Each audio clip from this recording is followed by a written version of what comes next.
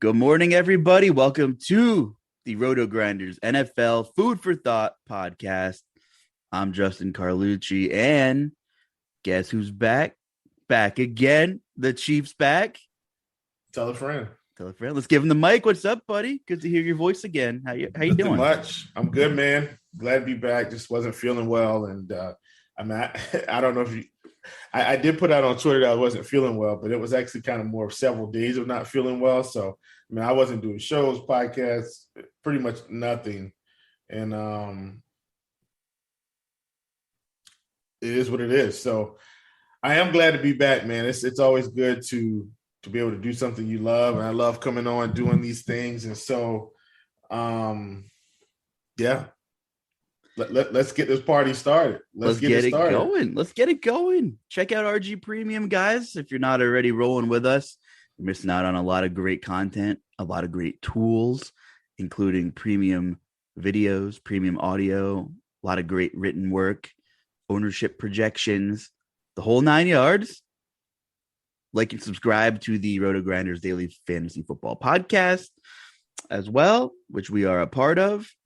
And you know what? I am glad you're feeling better, and I'm sure you felt better towards the end of the weekend. But how sick did the Carolina Panthers make you, Chief? Did your wellness go away after Sunday afternoon? Basically, what happens is you just basically get sick all over again. The Panthers, what are we doing? And look, and here's what I told one of my buddies. We do have some injuries on both sides of the ball that are like really, I don't think people understood how important they were going to be. Christian McCaffrey being out is a big deal. Terrace Marshall's out. Shaq Thompson's out. We lost J.C. Horn at cornerback. Gilmore's not there yet. And a host of other random things. So, you have all that, it's the NFL, you got to be healthy to win. In any sport, you got to be healthy to win. But in NFL especially, you've seen it just ravage teams down the stretch where, okay, let's say, for instance, like we'll talk about the Cowboys last year. Started out, they weren't playing great defense, but the offense was keeping them alive. Dak's playing out of his mind. And then he gets hurt, and, their season's over. The quarterback position is just so delicate, too. That's the guy you got to keep on your feet, which is why the offensive line is so integral. And we're seeing the Kansas City Chiefs. We're seeing what a poor offensive line is, and the Titans had a good game plan. And we're going to get right into elephants in the room, and I can kind of. Let's talk about that. I think the Kansas City Chiefs. I've been talking about this almost the whole season. I don't know if anybody's been listening. The Kansas City Chiefs aren't good with all these problems they have, right? Like you have to have good offensive line play. It doesn't matter how good your quarterback is. At some point, the team has to play well enough for him to be successful as a quarterback. Patrick Mahomes, and God bless him. Thanks, Pat. I've been hitting rushing yard props on him, feels like the whole season now. But my point is this. You can't not have an offensive line and expect Patrick Mahomes to be Superman. Doesn't work like that. Just was doing it for a while. But let me throw this in there. The running backs don't matter, people, right? The RBs don't matter, people. Well, two of them do. Christian McCaffrey and Derrick Henry matter to their teams. You know what? Let's give the two-tone blue a little shout out here. Derrick Henry had under 100 yards, and Still got his touchdown, though. Got his touchdown. They said running backs can't win MVPs, and he throws one. But hey, Ryan Tannehill played lights out ever since the second half of that Bills game the previous week. You know, I'm riding a high right now as a Titans fan, right? But two great wins, though, Chief. Regardless of what anyone thinks the Chiefs are, they were still scoring over 30 a game on the road to a Titans defense that's decimated in the secondary. But the pass rush, Bud Dupree earned his paycheck. Harold Landry has 7.5 sacks. I know you've been checking out tackle props over there on Prize Picks, so keep an eye on David Long Jr. from Tennessee is really coming into his own too. You want a name that Vegas won't catch up on right away is probably David Long. But listen, man, I'm a very reasonable, unbiased Tennessee Titans fan, but I got to give them a little bit of credit because the game plan was good, and Vrabel figured out the formula. Chief, you mentioned how poor the Chiefs' offensive line is right now. The Titans have a good front four. They blitzed on 2 plays, I think, the entire game against the Chiefs. They had easy pressure with their formidable front four, played coverage, and that's the blueprint that these teams are going to use the rest of the way against the Chiefs. So, man, are you going to buy some Kansas City Chiefs at lower ownership, like against a less formidable opponent in the future here? I mean, we're going to see some interesting what have you done for late me type stuff, I feel like. Yeah, and the prices are definitely going to come down, I think. And as they do come down, then we'll see what happens. But I'm very interested in that in a long-term perspective. I mean, even if you kind of look at, the landscape of everything this week, they're playing the Giants. Like, I don't know if they can beat the Giants, Luuch. But what's working in their favor is they're at home, and that might be the great equalizer. But if you had to ask me right now, did I feel confident that they would absolutely beat the Giants? I'd say no. I would absolutely say no, which is crazy because I don't know. Like, clearly their offense, I think, is still explosive, right? I don't think that the offense isn't explosive, but man, scary proposition. Monday Night Football will be an interesting premium showdown show that the boys are going to put together. Kansas City's still 10-point favorites. Good news for us is we don't have to worry about that for main slate, which is nice. So don't have to worry about it at all. For sure. Good stuff there. So one of the other elephants in the room is that Devontae Adams has COVID, but he's on Thursday Night Football. So we're kind of dodging some bullets here for the main slate. But for anybody that's a quick look, Chief, to Thursday or to season longers, what are you looking at in that Green Bay team? Are you running to Allen Lazard if you're looking for a receiver for your waiver wire? Or what becomes of this Green Bay offense on Thursday? Whole lot of Robert Tonyan, I think. No, seriously though, I definitely think Allen Lazard is going to be big time. Randall Cobb may come up from out of the grave as well. I mean, I don't want to overlook what Randall Cobb might be able to do in this game from just an old school connection standpoint, where while Allen Lazard may be the youthful Panther, Randall Cobb is like the elder statesman here. And I think he could really rack up some things. But I mean, it's a Thursday night game, so we really don't have to worry about it, which is great. But I do think Robert Tonyan is probably – I mean, it just feels to me like he should get, some really good work. So we had a wild Sunday. I think we should talk about the Cincinnati Bengals. Let's do it. Wow. Are you a believer? Are you in on the Cincy train? And just looking at what Jamar Chase is doing after the garbage negative narrative, and he is 7,500 finally on DraftKings. That's a $1,300 increase, but I think the price tag is warranted.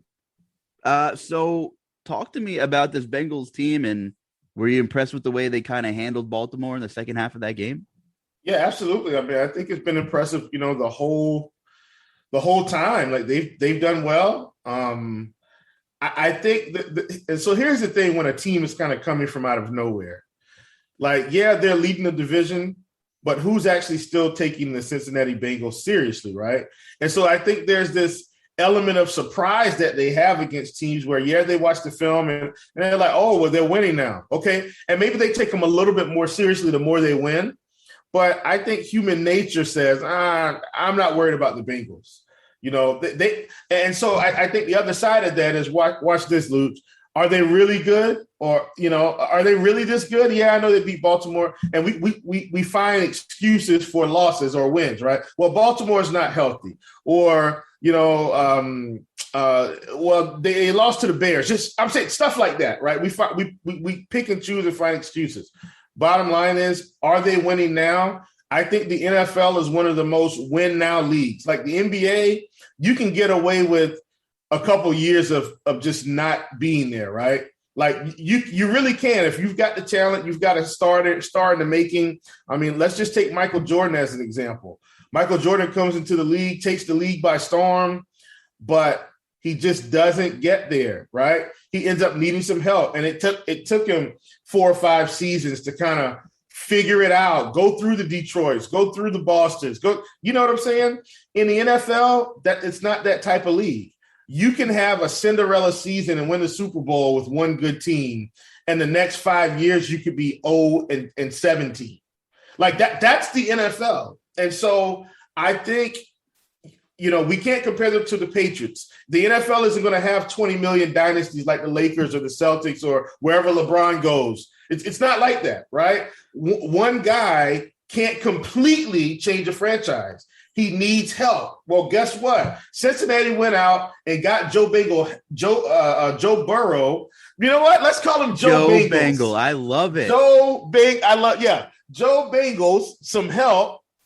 And all of a sudden, the offense takes off. Well, guess what happens when one side of the ball is like just dominating? The other side says, look, man, we got to do our part.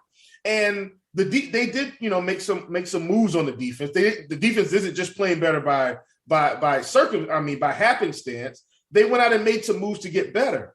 But once again, they're playing complimentary football, won a big game on Sunday, and Joe Bengals is probably smoking a cigar every game at this point. He's in the house. Jamar Chase is there. T. Higgins is there. Tyler Boyd is there, right? Joe Mixon is there. I mean, and look at all these acquisitions and guys they picked up over time. Who knew C.J. Uzomah was a star? He was there when Andy Dalton was there. Like, I think people forget, he's just coming in and making everybody look great. Joe Burrow, ladies and gentlemen, a.k.a. Joe Bengals. There's such a domino effect in the NFL. It's amazing when you have a competent quarterback, but you need a competent play caller. Zach Taylor, probably a little under-recognized to the public, but everything goes in hand. We talk about it all the time. You could have all the talent in the world, but a terrible head coach, terrible coaching tree, or you could have good coaches who, unfortunately, are just given the short end of the stick because they don't have the talent. They don't have the GM. So just a great all-in effort job by this organization from the top down, from the draft selections that have been home runs, to putting together a little bit of a formidable defense. With the way the offense is actually moving the ball in Cincinnati, that defense isn't left in porous field position every single time they're out on the field. So it's just awesome to see Jamar Chase come in and really he's the alpha in this offense. The first couple weeks, it's like, well, he broke a big, long touchdown, but he has 43% of this team's air yard market share. Now, T. Higgins has 29%. I don't want to say Tyler Boyd is an afterthought.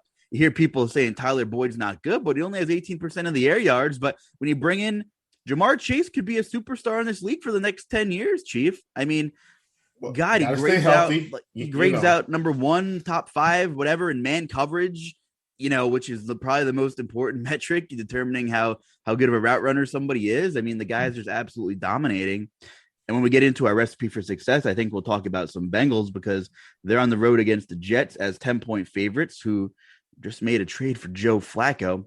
So I have a feeling we might be talking some Joe Mixon defense correlations a little bit later for some optimal-ish type builds. But yeah, super impressed. Jamar Chase, alpha receiver in that offense. Turns out he can catch the ball, folks. Joe Bengals and Jamar Chase.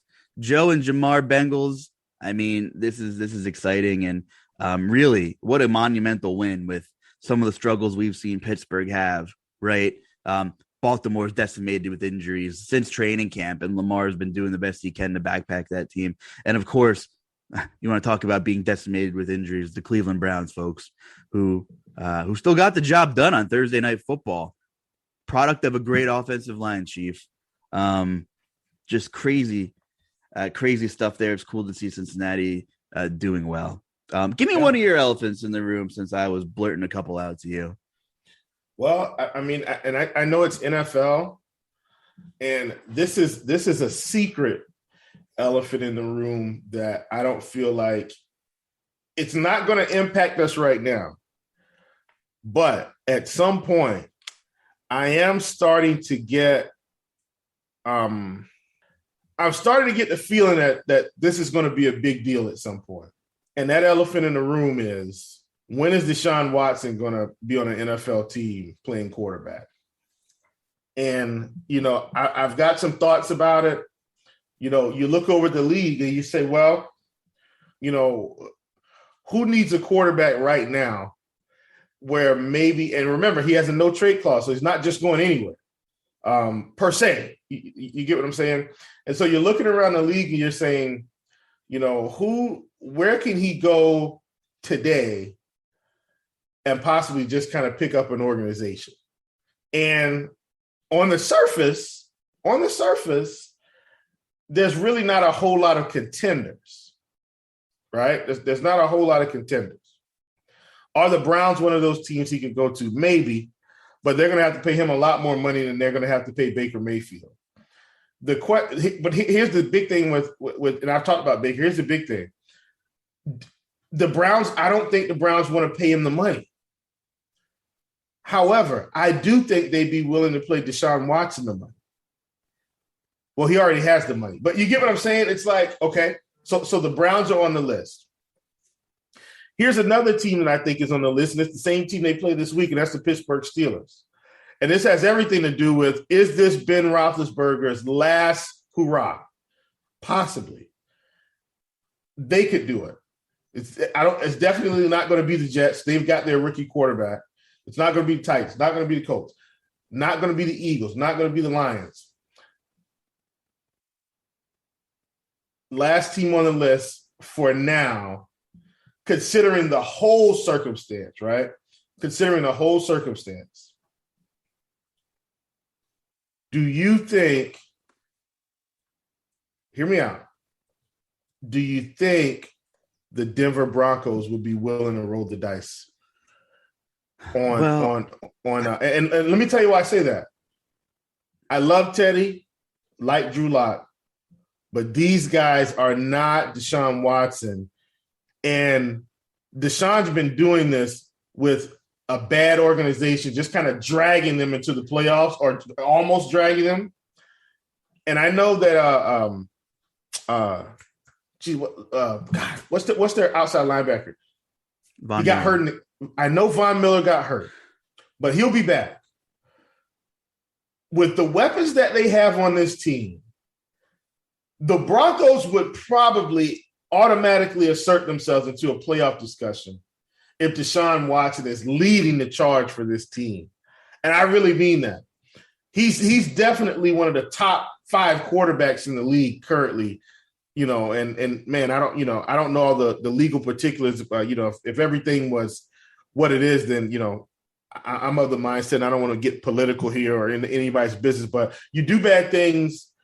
I don't feel like we have to give everybody grace, but you got to be accountable for your actions. You get what I'm saying? I get what you're saying. You got to be accountable. You make a great point on it's funny because in April, I thought Aaron Rodgers was going to Denver, and you can really have a fun little, I don't want to say edge, calculated risk if you are following the free agent market in XYZ sport and you think where a player is going to go. And I got the Broncos at really great odds at the time to win the Super Bowl. Of course, it's in the garbage now. But a couple years ago, for example, I had the Utah Jazz. I was a year early to win the Western Conference when they signed before they signed Mike Conley. That was a really good team.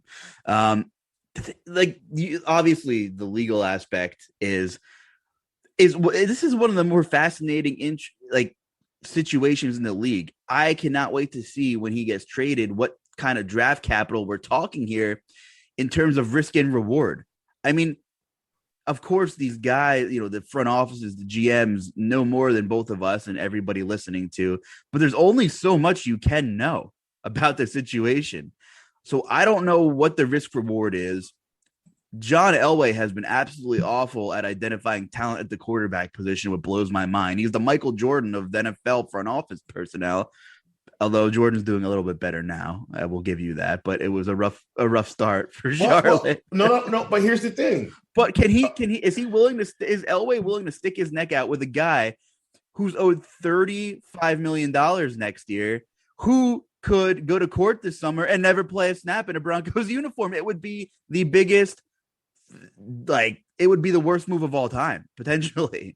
What is not if they win a Super Bowl this year? It wouldn't be. How high is the risk with Deshaun Watson? Is it fair to even ask you sitting here, Will Priester, if you think Deshaun Watson will play football again? Who knows? What is the outcome going to be? I have no idea. I'm certainly not a legal expert.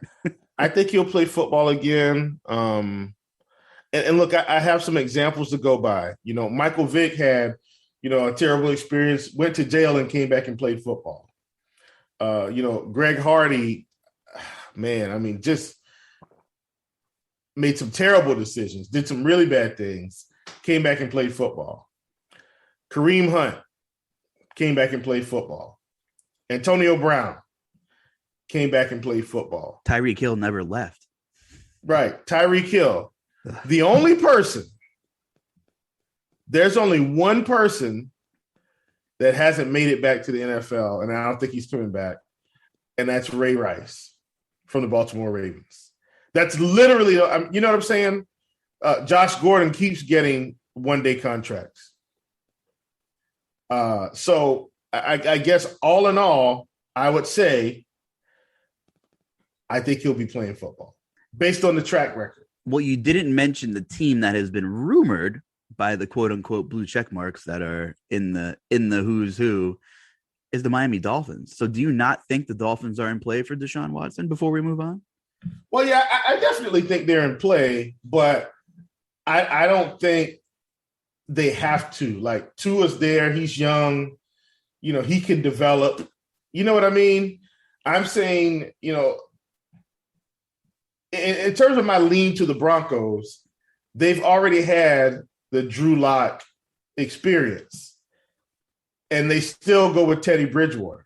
Yeah. Teddy Bridgewater he had to earn the job.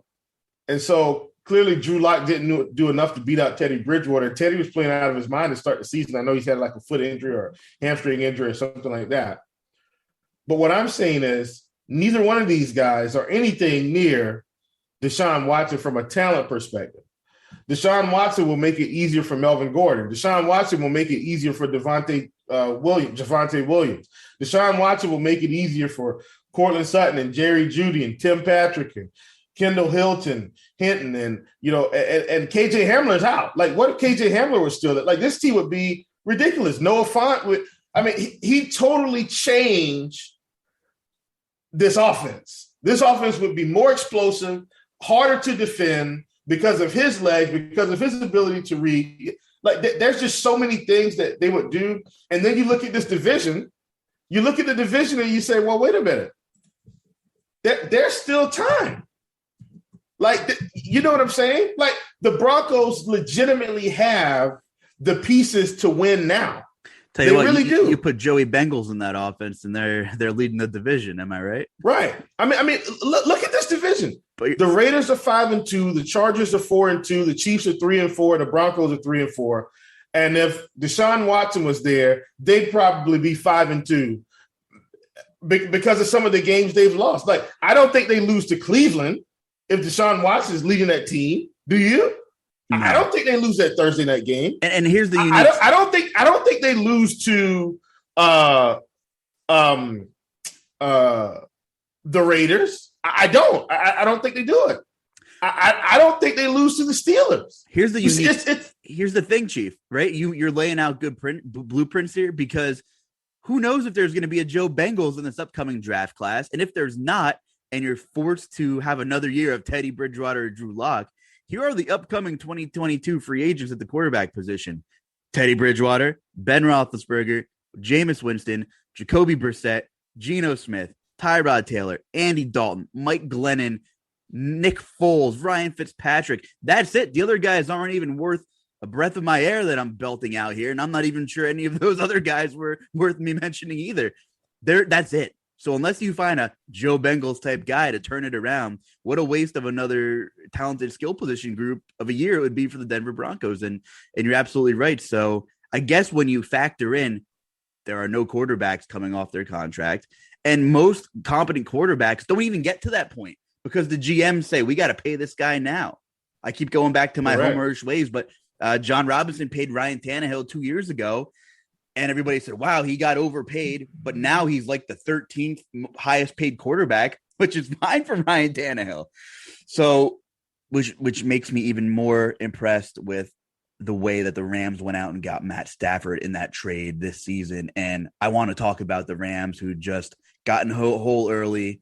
By the way, the Deshaun Watson discussion was great and relevant, because whatever week that news drops between the time we drop this podcast and Sunday, the slate will get flipped on its head, because we won't know who's starting quarterback for what team. We won't know if Deshaun Watson's going to get acclimated right away. Like, let's just say he gets traded to Miami for Tua, right? Like, there's a chance that Deshaun Watson won't be ready and they start Jacoby Brissett or whatever. I think that's the right move. I don't think he's going to come in and start right away. I think that's fair, right? Like, you're not going to start Deshaun over Jacoby Brissett week one unless you're basically going to do like we talk about with Aaron Rodgers and let him get in the huddle and draw plays in the dirt. Like, that's the only way you're going to let this happen, right? No way you let him come in and start week one of him walking in the building unless there's been some backdoor things going on where he's like, on a secret black inner, deep dark web Zoom call already learned the playbook. Anything's possible. Honestly, in this day and age. Anything's possible. Oh, man. But Kevin Garnett reference, everybody, if you didn't know where that came from. The big ticket. Listen, that discussion was warranted and a lot of fun, because the slate will get flipped on its head whatever week the trade happens.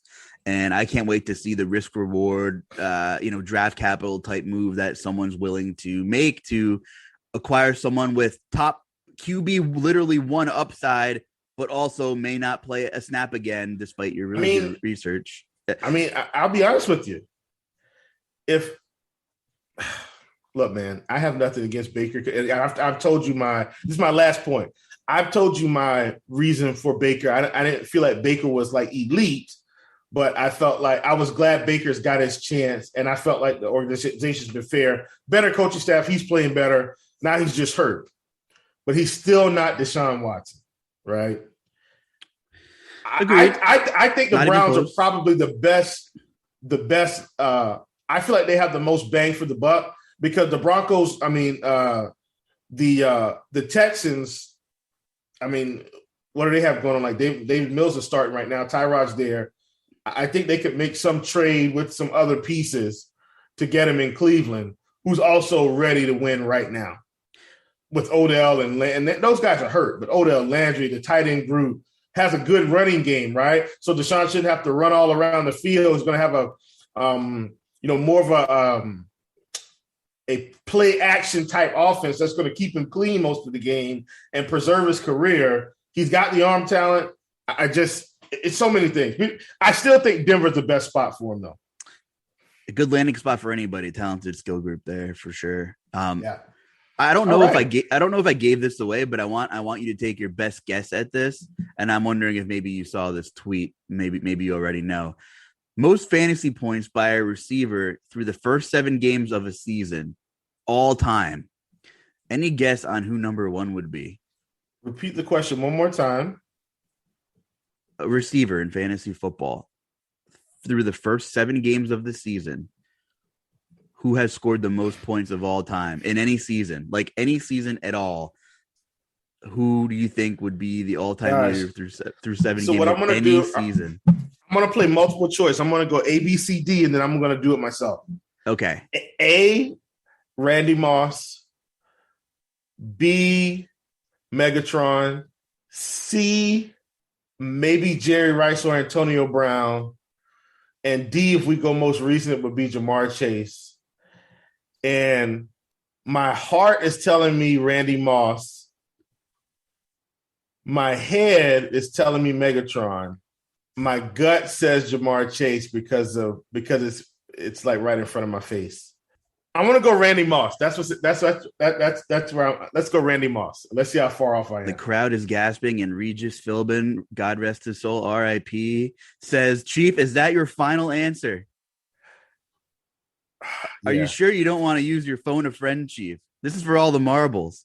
You can phone a friend. Call me. Call me. Let's phone a friend. This is probably no. I'm gonna roll with it. This might be a good segment, by the way. Trivia. I like this. I'm going with Randy Moss, and let's see where we are. Phone a friend, Chief. Randy Moss. And by the way, Scott Barrett from Fantasy Points tweeted this out. I thought it was really cool. He gave a top 7 of most fantasy points by any receiver through their first 7 games of any season. Randy Moss is number 6 on a list full of Hall of Famers. I'll go backwards. Steve Smith, 2005 season, had 175 fantasy points. Randy Moss in his 2007 season. Here's one. Wes Welker in 2011. Of course. Number 4, Torrey Holt, Hall of Famer, 2003. Would not have guessed Torrey. I wouldn't have thought about Torrey Holt, but yeah, greatest show on turf. Here's another one. Adam Thielen, 2018. Number 3, had 179 points through 7 weeks. Marvin Harrison, he didn't shoot anybody in Philly, they say. 1999, part of the Indianapolis Colts. Can you tell I'm a Titans fan? I love Marvin Harrison, by the way. Number 1, 2021.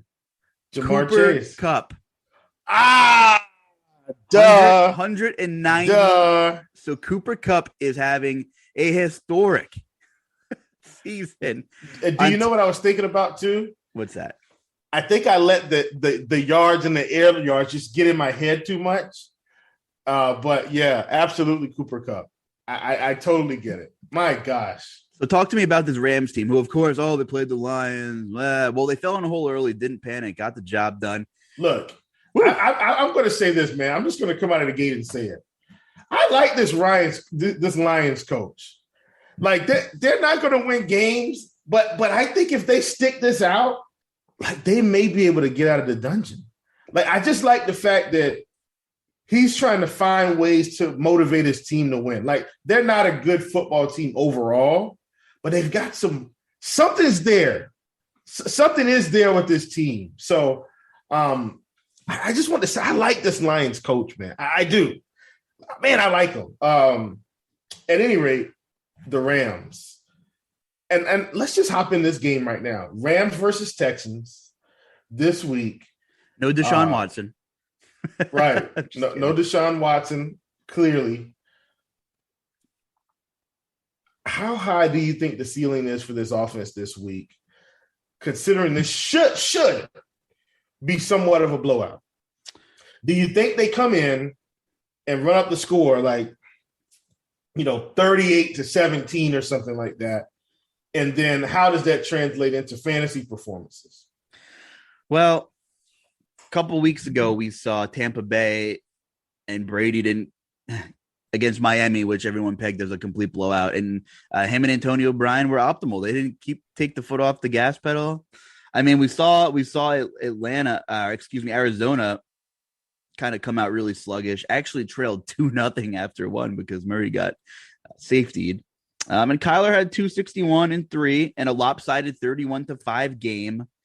So I'm a little bit conflicted. I think it's a price thing for me. The thing is, Chief, like, what if Cooper Kupp comes out and catches the first 3 touchdowns and it's only 21-0, right? So, like, I still think you can play guys in these big game scripts because you don't know when they're going to score, what the situation is going to be. But yeah, if Darrell Henderson, if he comes out and scores twice, and then they sit him in the fourth quarter, I don't know. He's still 6,500. I mean, come on.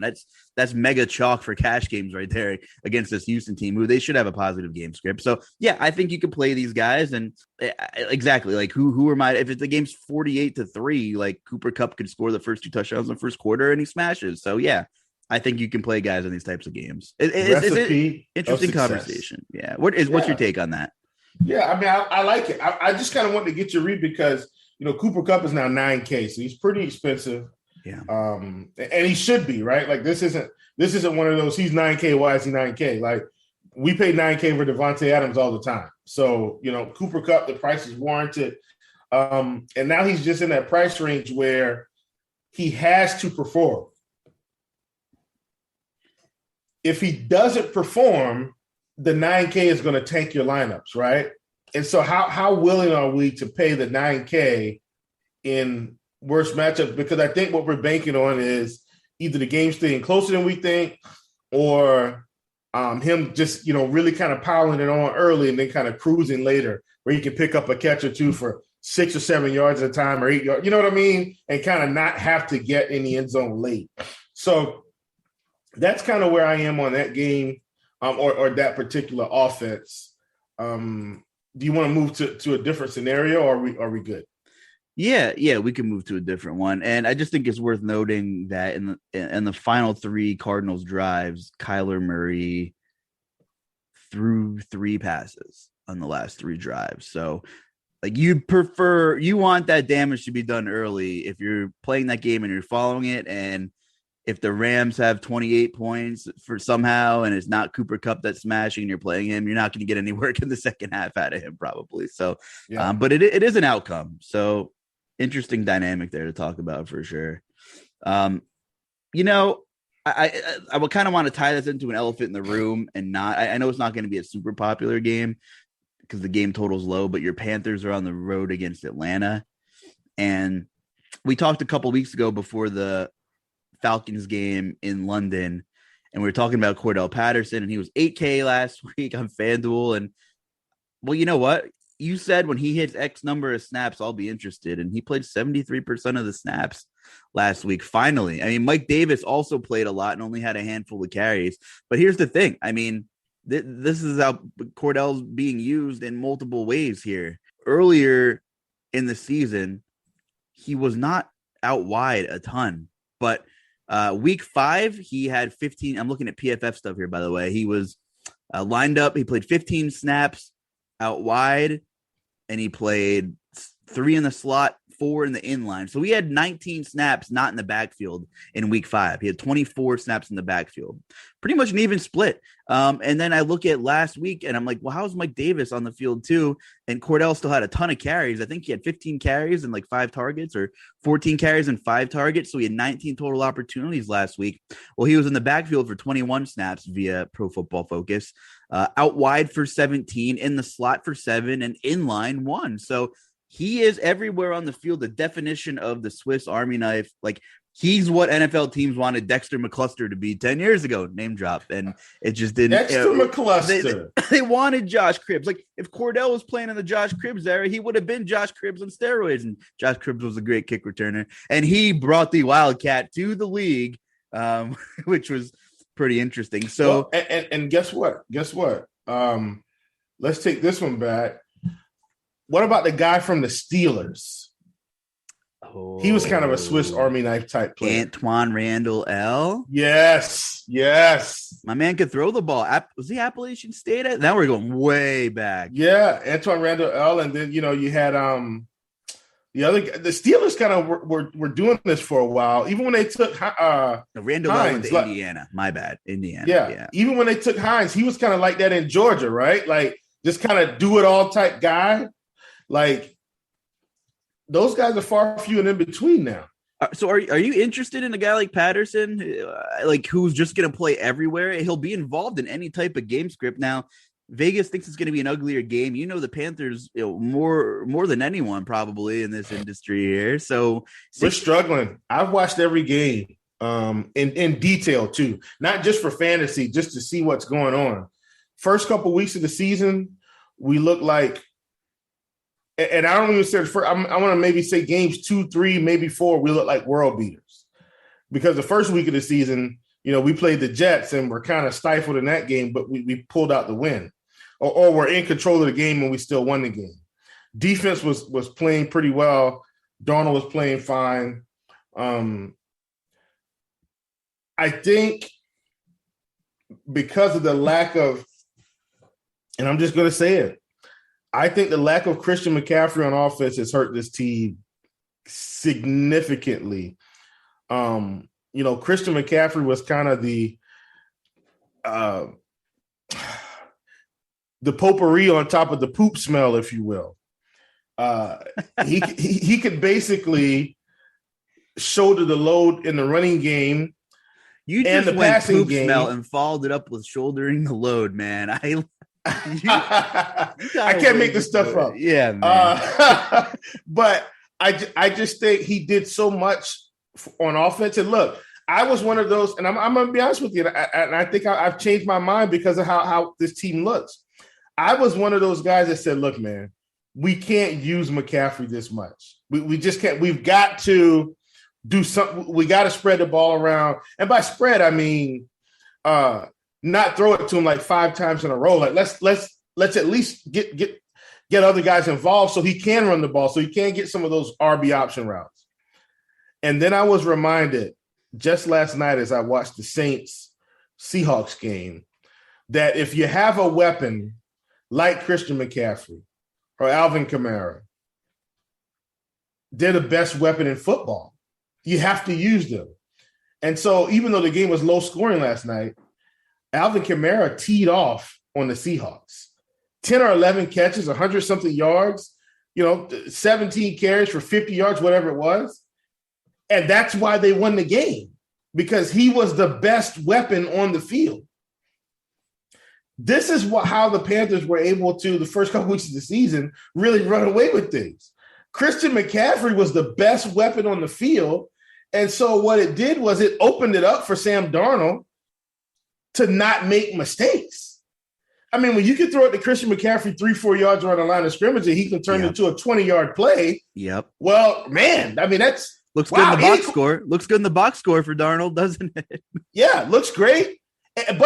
But also, what does it do? When you have to account for McCaffrey, DJ Moore's open, Robbie Anderson can run some fly routes, the tight ends can get open. It changes everything. I don't think anybody in the industry wants to hear about Robbie Anderson right now, Chief. They don't, but hey, it is what it is. And look, the wide receivers have not helped Darnold this season with the drops. You can say what you want to say. I'm watching the game. I'm seeing guys drop out routes 5 yards away and on crucial downs, and so, but my point is, I think the Falcons are going to be able to score points. And I'm looking at the prices: 6,600 for Ridley, I believe, and I brought up Patterson because he's 6,200. And while it's still, there's like the stigma surrounding Cordell Patterson and what he is with the offense, and the Panthers were healthy defensively. They had some really nice weeks, and like you said, they're hurting right now. But here's the thing, Chief: first 4 games that Patterson played, great receiving numbers, 2 targets, 7 targets, 7 targets, 6 targets, but he had single-digit carries in the first 4 weeks. He had 27 carries in the first 4 weeks. Last 2 weeks, he's had 28 carries. So we're talking like middle of the road RB1 numbers in this league with 14 touches each of the last 2 weeks. And he's also had 14 targets. He just didn't have much to show on the receiving end. In the Miami game, he had 5 targets for 2 yards.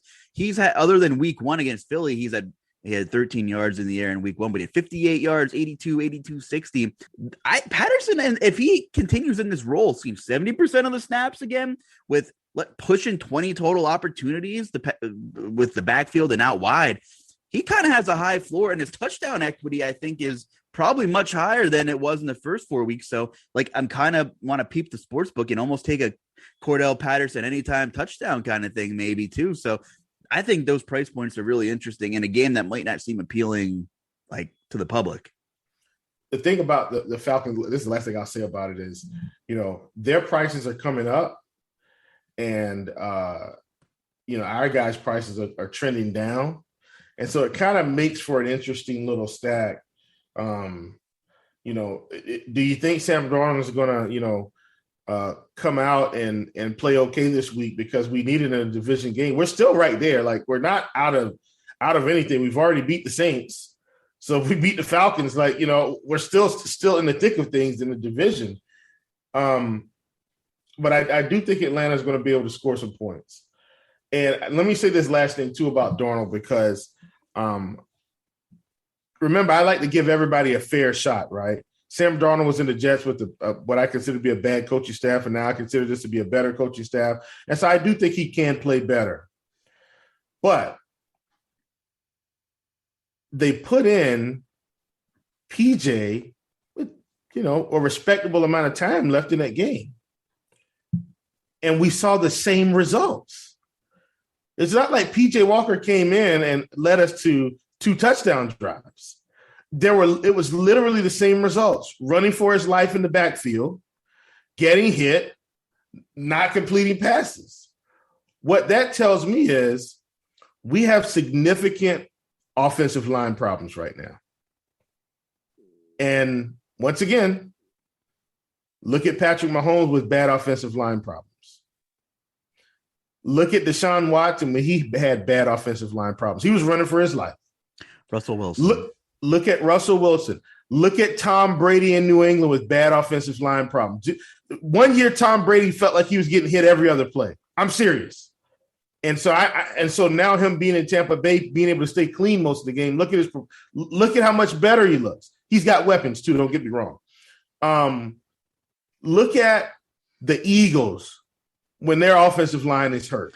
Look at Matt Stafford. Okay. You see what I'm saying? Right. Look at Derek Carr with bad offensive line problems his first couple of years in the league. The list goes on and on. Look at Joe Burrow last year with bad offensive line problems. Joe Bengals. Ladies and gentlemen, you got to spend some money for the guys up front if you want your team to be successful. And those are the guys you're not going to recognize in your local Walmart. You're just going to look at them and say, man, do you play football? But you're not going to know that they're the offensive lineman for some, spectacular sports team. That's your team's John Stockton from the Dream Team. They can get out, roam the streets, go to the theme park, take their family out to dinner, go shopping, and do it all. But they have to get paid. Because if not, your team's not going anywhere. Listen, man, Brady's offensive line in New England was so good. I was thinking about this the other day. He most times not had a great offensive line. They made credit card commercials about his linemen and stuff. Remember those? Like, his linemen had commercial spots. So good for Tom Brady for staying clean most of his career.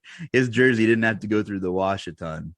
The funny thing about this slate is a lot of the high-powered offenses are not on the main slate. Green Bay and Arizona, Thursday night. Sunday night, we have Dak Prescott and the Cowboys. Don't have to worry about that calf injury, but all the offensive firepower on Dallas. And the Chiefs are Monday night. And Minnesota with Dalvin Jefferson and Thielen on Sunday night as well. So, but there's still a few. Right, so let's go. The Chargers are still there. The Chargers are there. Let me hear about them. I know we spent the Rams are still there. Yeah. The Tennessee Titans are still there. And let's talk about that game. Can we just talk about that one? And then that'll be my last game of the week. Here's why I want to talk about this game. And the Bills are still there, but they're facing Miami, who I think they should handle. Well, go ahead. Here's why I think this Tennessee Colts game is so important. We've seen Carson Wentz in a rough game play fairly well. And I'm saying rough weather conditions. This week at home, both teams in the dome. I'm expecting this game to have points. Like it's at 49 right now. I would be on the over on this game currently. Here's why. I think Carson Wentz is playing better than we think. And I think we keep trying to compare him to his Eagles playing day, but he's not that guy. He's a different guy in this offense. Look at how the turnovers have come down. Look at the week before when he had to push the ball down the field and he threw for over 300 yards against Lamar Jackson and the Baltimore Ravens. I think this is a different scenario. He's got a running game that he can lean on some. He can take some shots. He's got this interesting trio of wide receivers that aren't the big names, but these guys can ball. Like Michael Pittman isn't like, they're not calling him Jamar Chase, but secretly he is balling, right? 5,300 on DK. He's balling. I look at this game. The Titans are going to be able to score points. They're going to score points. I think this is one of the, possibly early in the week, we'll have to see how ownership shakes out. I think this is possibly one of the sneakier games on the slate. And as it stands right now, I'm willing to go into the week with Carson Wentz and Michael Pittman stacks, with some Derrick Henry run backs, some A.J. Brown run backs, some Julio Jones at 5,800 run backs. I'm getting really excited about the pricing here because I can get what I consider to be the best running back on the slate with a sneaky, high-powered offense that can get there. And then I can mix in a Cooper Kupp if I want. I can mix in a Keenan Allen if I want, who's also 6,500, right? I can mix in a Mike Evans or a Chris Godwin if I want.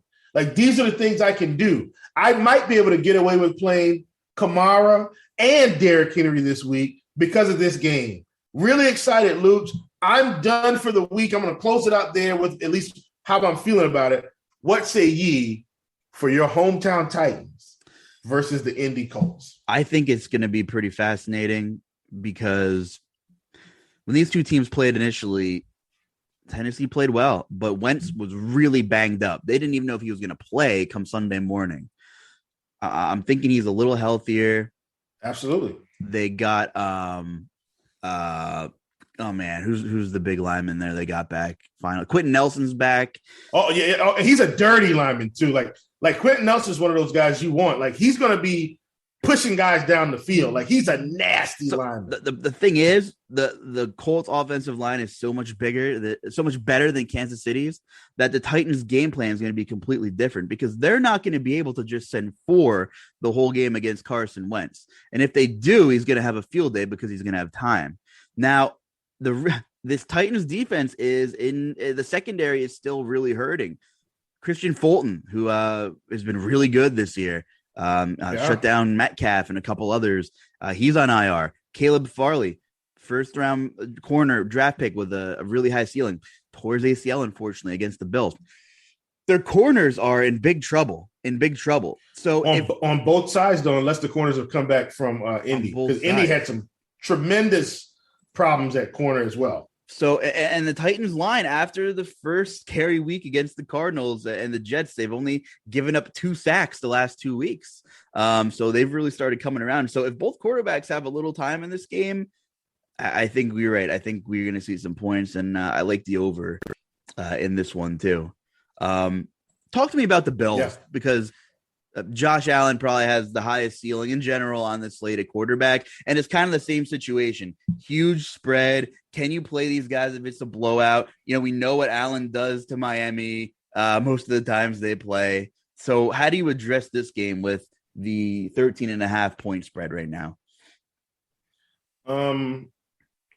I think for me on this one, it's more of, if you're building 150 lineups, take a shot on what may be one of the best offenses on this slate, and you might be able to catch some lightning in a bottle.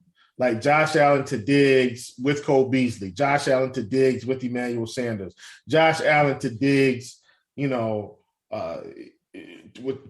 don't know, maybe Tommy Sweeney or something like that, because what's going on with Dawson Knox. But I'm just saying, like, I think that's the way you build this, and maybe you run it back, maybe you don't, right? Maybe you could run it back with Mike Gesicki, but maybe you don't run it back with anyone, because this team could legitimately score 38 to 40 points and Miami score a touchdown. And the cool thing about Buffalo is not only is their offense spectacular, their defense is pretty good too. And so, the thing is, when they get a chance to feast on an inferior team, they're going to do that. And I do think the Dolphins, from an offensive perspective, is an inferior team currently. And so I think the Buffalo Bills on both sides of the ball should have a good day. I'd be willing to roll Allen, Diggs, and another receiver, and the Buffalo Bills defense all in the same lineup. I like that call. And why does it correlate? Because a lot of times we think, oh, play the running back with the defense, because that is a form of correlation. But the Bills pass the ball a lot more than they run the ball. And when they're putting pressure on other teams, what happens? Quarterbacks feel pressed. They make mistakes. You get pick six opportunities. Maybe they stay in the pocket too long because they want this deep flag, try to burn it, try to split the cornerback and the safety, but then they don't realize the guy's coming around the corner. You get strip sack, touchdown. Like, there's so many things that you can do when a high-powered offense continues to score, right? And the other team is playing catch-up, and they make mistakes, and you get interceptions, you get sacks, you get and so that's why I'm giving you that perspective. Allen, 2 receivers, and the Bills' defense. I love it this week. I like it. But before we cut to story time, I do want to talk about, and we can do it as quickly or as elaborate as you choose, 2 4:00 games. One, which the public may not be on as much, is Jacksonville and Seattle. And the Seattle defense is not good. I mean, everybody was all about playing the Jaguars earlier this year, and we had 5 or 6 weeks roll by and things are whatever. But I'm looking at this game and I'm looking at Seattle's defense and thinking, I don't know, Marvin Jones is in play, right? James Robinson. Oh God, these guys, I don't know. You don't know? I mean, what are your thoughts here? The only person I want to play for Jacksonville is James Robinson, because I feel like he's the only person that's safe. Like, I don't know what to expect out of this team week to week.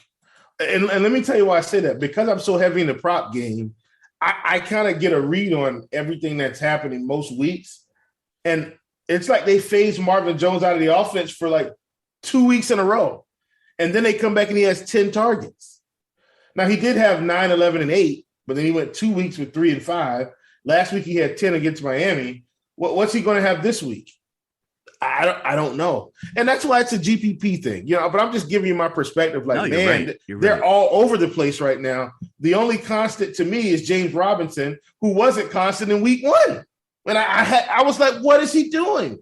But James Robinson seems to be what they're building this offense around this season to help Trevor play better. 6,600 is an appealing price tag. I love it. I'm just going to say that much there. And how about the Tom Brady game?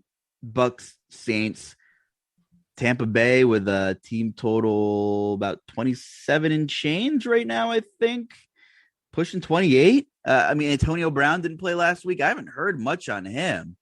I often wonder what his status is going to be. I would think maybe with this divisional game in a week off, he'll be good to go.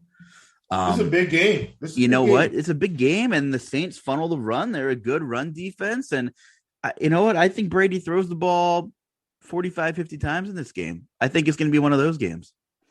He threw it 36 times against Chicago, 211 and 4 touchdowns. Now, I do want to put that in perspective. Almost every time he had the ball, they were inside the 50. And I watched that game too. I don't even know how I watched all this film on Sunday, but I watched a bunch. But the Bears had so many turnovers. Tom Brady pretty much had short field position the whole game, which is why the yards are down, but the touchdowns are up. You get what I'm saying? And also, if you look kind of on the season, he threw the ball 36 times, which is a touch lower than kind of his average. I think he's averaging, about 42 times a game, somewhere up in there. 40, 42, somewhere around there. Which, like I said, just a touch. But in this particular game, I don't see that happening. Like, if you were ever going to play the Tom Brady, splash game again, I definitely think it would be this one.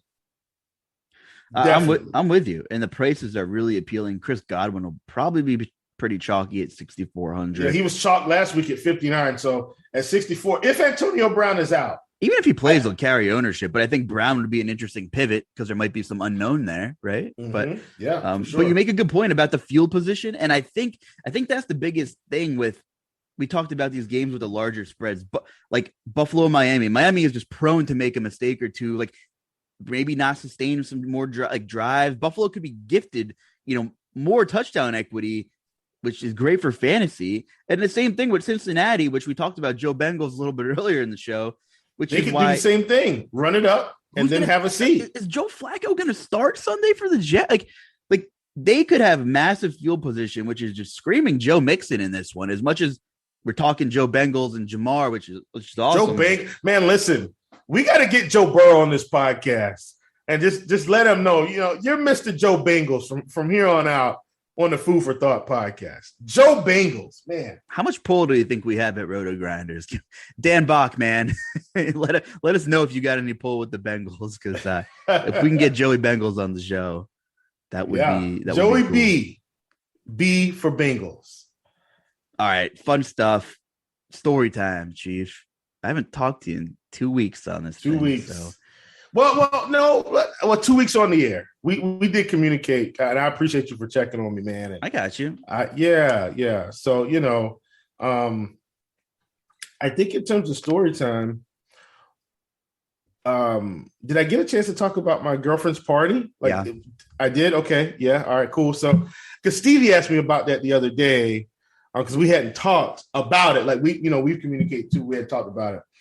So here's what I'm going to say for story time, and this isn't a funny one. This is just me kind of letting you guys in my life. So for those of you that don't know, I coach girls basketball here locally at the high school, and I'm the assistant coach, not the head coach. And I enjoy being the assistant because I get to practice, help coach the girls, but I don't have to be at everything. And it's a beautiful thing. It's not like I don't want to be at everything. It's just I'm really heavily involved in sports. Sports is kind of a big part of my life. So, I've got RG shows. I got other things I want to do, fantasy related and prop related. So I can't make every game or make every practice. I make 80% of everything, I would say. But, my coach called me over the weekend and asked if I would be interested in being the head coach of the B team, which only plays on Saturday, probably early in the morning. But, of course, they're going to practice. And I'm bringing that up to say, this is more of an inspirational hard work story, right? Like I've worked hard to be a good coach. And so even though I told my coach, I said, yeah, man, I don't have time. I'm a little bit too busy to take on anything in terms of a leadership role on the coaching staff. I appreciated him asking me because to me, it was an acknowledgement of me trying to develop my craft. For those that don't know, I did play basketball, did have a college basketball scholarship. Didn't take it because I broke my ankle, so I went on an academic. So that's just some other insight. But the moral of this story is, if you've been working hard at fantasy, the success will come. Like if you do it the right way, success is right around the corner for you, right? So don't shortchange, don't take the shortcuts. RG's already built the shortcuts for you with Gridiron IQ, with Lineup HQ, but there's still work that you have to do to make yourself a better player, right? And I think, it does take hard work to last in this industry. It takes hard work, and never get on cruise control, right? Don't let yourself get on cruise control, because then you make mistakes and you miss something, right? When you want it to be the best, or you want it to get better, like you took out time and got better, right? And then you put in all this research, and then over time, sometimes your research can die down because it's like, oh, well, I understand what's happening. I can just open up the slate and I know who's good and I know who's bad. Well, now you're just being like everybody else. And then you wonder why certain guys win all the time. Like, don't take your foot off the pedal. Like, push yourself to be the best version of yourself, and the success will come. Are you saying that's my story? Are you saying you put in 80 hours a week, like the industry chatter on Twitter after some of the greats were discussing the time they put in, and it was a good entertaining listen. Yeah, definitely not 80. And that's another thing. I've learned how to manage my time better as I've gotten better. Right. I understand that working hard doesn't mean working a long time every day. Do you know what I mean? Yeah. So, I think, and to each his own, for me, time is valuable. So I want more time doing other things than DFS. But when I'm doing DFS, I'm all in. I'm not getting distracted. Yeah. You know what I mean? Yeah.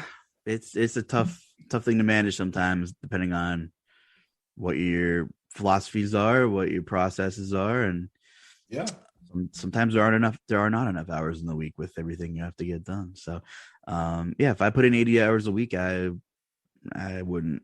I just couldn't do it.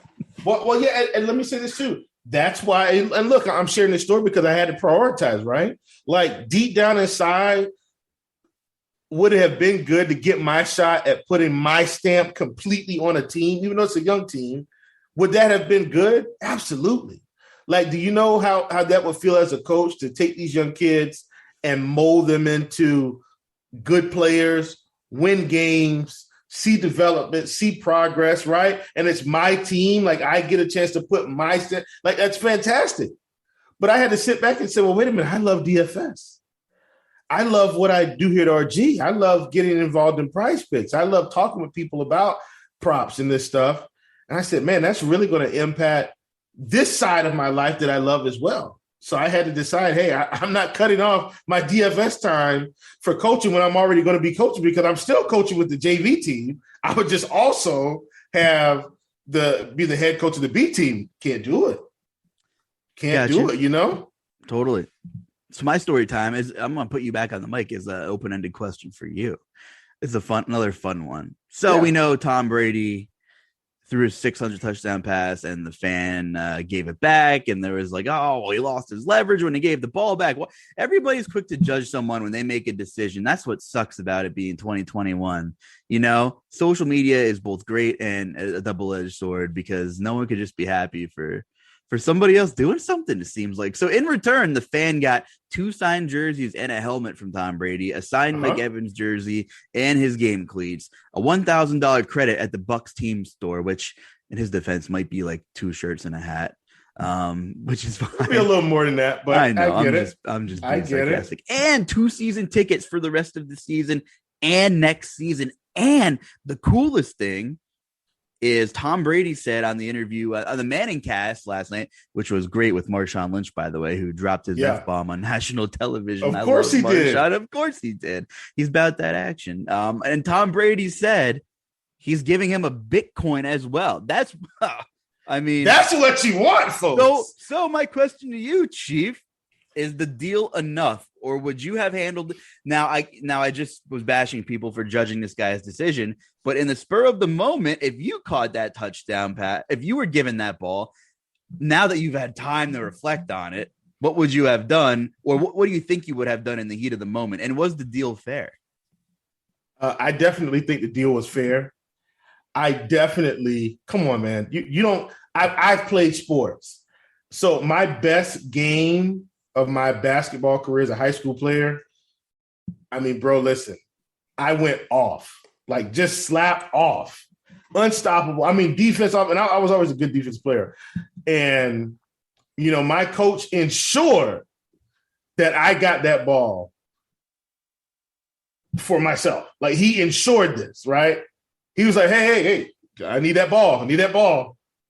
Made sure to give it to me in the locker room. In sports, we're not going to rob, especially Tom Brady, of the opportunity to keep his 600th touchdown pass ball. There's sentimental value attached to that he wasn't going to get back, right? It's sentimental. Listen to what he got. Listen to what he gave him.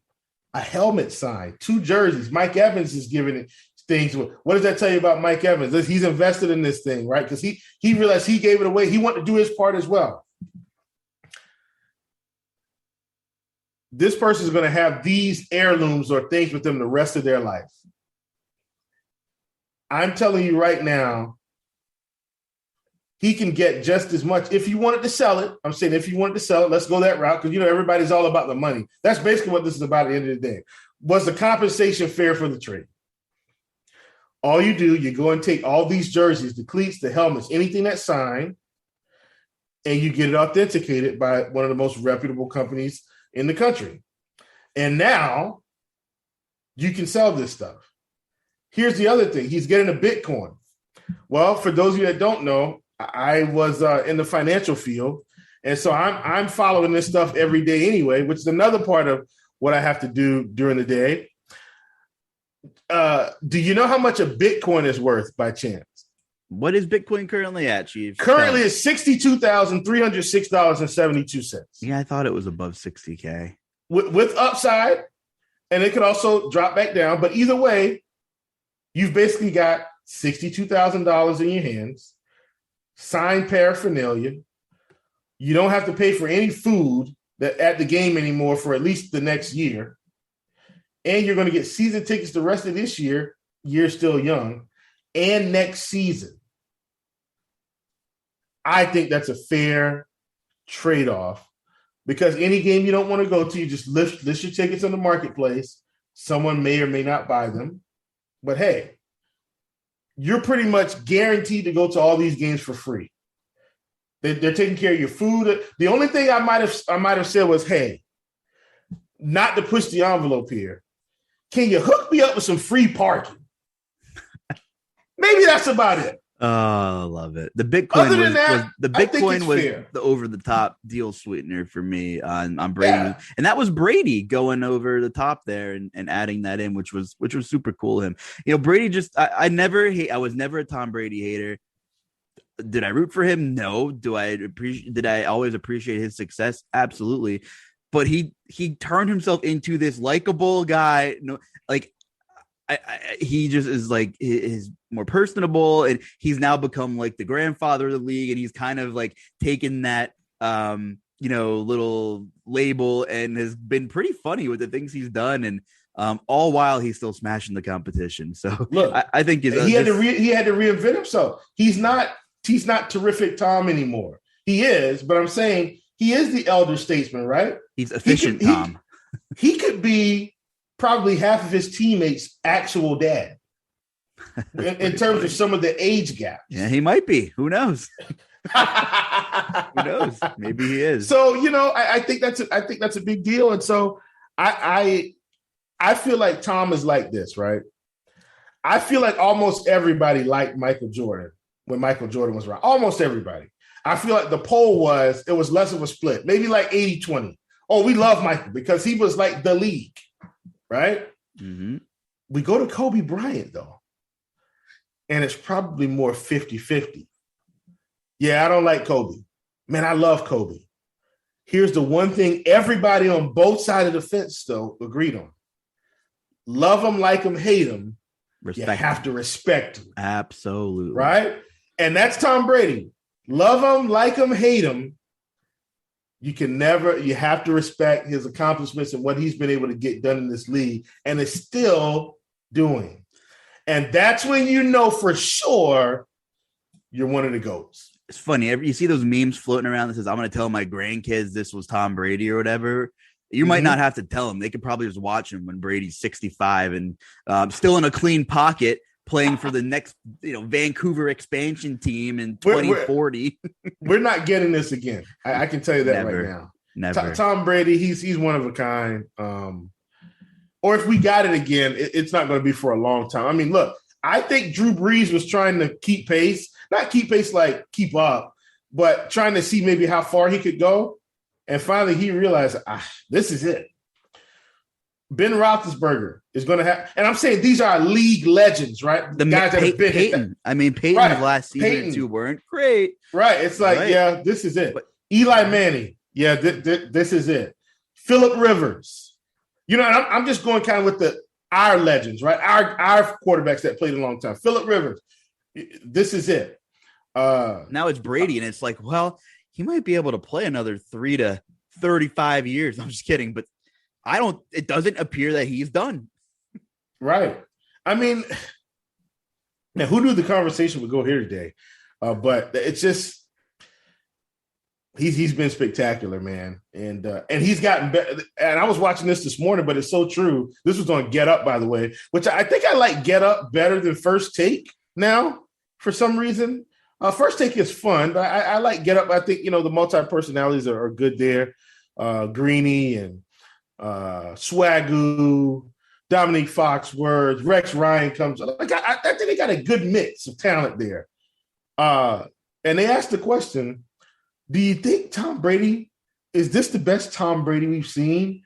And what Dominique Foxworth said, initially, you know, you want to say, oh, no. Like, but then you really sit back and think and go, my God, I think he's actually better than he was 15 years ago. And that's insane. But it's true. And part of the reason for that is he's got more help. The game's easier. Why quit playing when you can pretty much show up to work and just, have fun, right? I think this is last thing. Man, I'm talking a lot of this because I missed last week. Just bear with me, people. Okay. Hopefully you enjoy this podcast. Ain't Your Mama's podcast. Food for thought. I think Tom Brady's just having fun now. Like, because think about it. Bruce Arians has fun. He's a fun coach. No risk it, no biscuit. He wants to have fun. The offense is having, and they're working. They're putting in the work. But I think he's having fun. And this fun may extend him another 2 years. I think things are coming full circle here. You're talking about not getting lazy and still putting in the work, even though you know the process. Tom Brady is working damn hard to be playing at this caliber at his age, right? So he could easily, like you were just talking about earlier, with other things in life, whether it's DFS or whatever, like, don't make it seem like Tom Brady's coasting. He is, putting in overtime to play at this level. If father time is father time, although it's probably a little easier because, his work ethic, A, and B, all the great personnel he has. Well, he's probably doing cryotherapy, the whole 9 yards, whatever he has. And he gets to wake up next to Giselle every day. So it probably makes life a little bit easier to roll out of bed when you got the supermodel on the other side. And he's like, let's go to work. I'm going to leave the supermodel and go play with this championship caliber team and play till I'm 50. And life is good. I'm dishing out guys Bitcoins for my game football. Life is good. Yeah. Anything else you want to get off your chest before we get out of here, my man? Man, I'm good, bro. Fun pod today. Just fun. Yeah, good stuff. And you know what? I just a little like victory lap tout stuff, but collectively, our team is really putting together a hell of a football season on scores and odds with our picks. And we had a great MLB season. NFL's been awesome, and NBA. I mean, NBA is back. It's so great. And I miss our talks on the morning grind. Maybe we'll have a new project in the future. We'll see what happens. But man, the props on NBA and prize picks for you over there, and just getting that little segue. And I know there's a little trial you can get for scores and odds.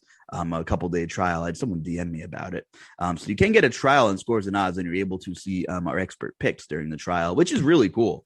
So you can see our betting picks and our write-ups over there. But more importantly, where can the people find you on Twitter, Chief? And you do a lot of content for prize picks. I see you throwing some Thrive Fantasy stuff out there, and you're really booming in the prop market right now. Yeah, at Chief Justice 06. And by the way, Thrive is actually giving us an increased payout structure for the rest of the week. 4X on 2 for 2s. I think it's, let me look this up. Because when I saw it, I said, my gosh, I'm going to have to crank up some stuff on Thrive here this week. Payout, they got boosted payout structures for our props. 2 for 2 is 4X. 3 for 3, 7X. 4 for 4 is 12X. Usually 3.6, 6.2, and 11X. Man, get in there, people. Let's do it. I'll put a link out on Twitter today because I am going to be over there. And let's win some money. Let's win some money. Let's get it. Let's have a week. So for the Chief, Will Priester, I'm Justin Carlucci. Have a great week. Stay well, and good luck, everybody.